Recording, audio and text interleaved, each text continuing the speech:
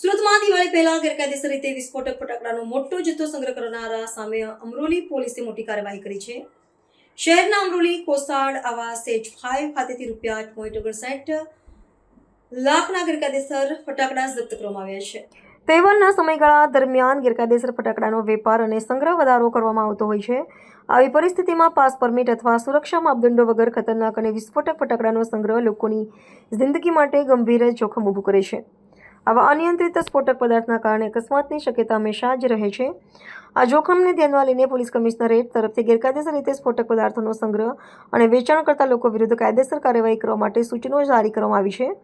અમરોલી પોલીસની આ કાર્યવાહી દરમિયાન કોસાડ આવાસ H5 ખાતેથી ₹8.59 ખાનના ગેરકાયદેસર ફટાકડા જપ્ત કરવામાં આવ્યા છે.